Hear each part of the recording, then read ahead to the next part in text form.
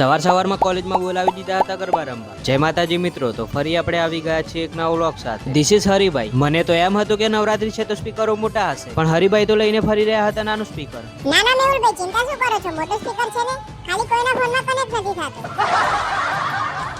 Speaker ચાલુ થાય ત્યાં સુધી મહેમાનશ્રીઓનું કરી દીધું સ્વાગત. અને આ છે અમારા જીગરભાઈ, જેમને અમને બાર બૂટ કઢાવીને પોતે ચંપલ પહેરીને અંદર આવ્યા છે. અબે સાલે. અને આ છે આજની અમારી નવરાત્રીના આયોજક. હવે આયોજક જ ખુદ મોડા હેડે આવે છે. બધાને ફોટા પાડવા માટે અમારા ભરતભાઈ કરી રહ્યા હતા કાચા, અને બીજી બાજુ ફોટો પડાવવા માટે તૈયાર થઈને ભાઈ ઉભો જ હતો. તો ભરતભાઈએ કરી દીધું તેનું સ્વાગત.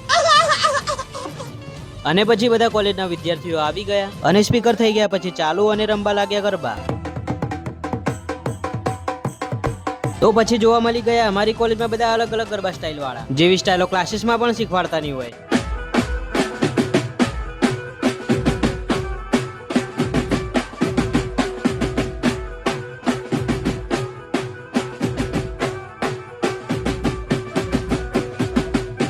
વિક્રમભાઈને આવડતું ન હતું તો પણ મેદાનમાં સાહસ કરીને ઉતરી ગયા હતા. ધીરો ધીરો નાચ વિકા, ધીરો ધીરો નાચ, ધીરો ધીરો નાચ વિકા, ધીરો ધીરો નાચ, કોકને જોઈને તો ધીરો ધીરો નાચ. સિંગર સસ્તો મળી ગયો હતો તો એના જોડે ગૌરાઈ દીધું ગીત.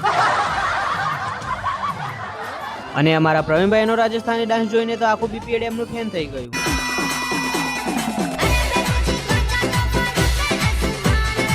અને મળી ગયું બીજું ગ્રુપ, જે ગ્રુપમાં પણ નવી સ્ટાઇલો જોવા મળી હતી.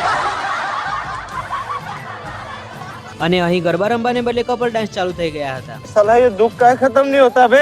આ બધું જોઈને મને અને વ્યોમભાઈને એમ થયું કે આજે ખોટા કોલેજમાં આવી ગયા. તો મેં કંટાળીને ગરબા રમવાનું બંધ કરાવીને સ્પીકર ઘરે પોકતું કર્યું અને આવી ગયા પછી મફતનું ખાવા. તો લાઈક અને ફોલો કરી નાખજો. મળીએ બીજા વ્લોગમાં.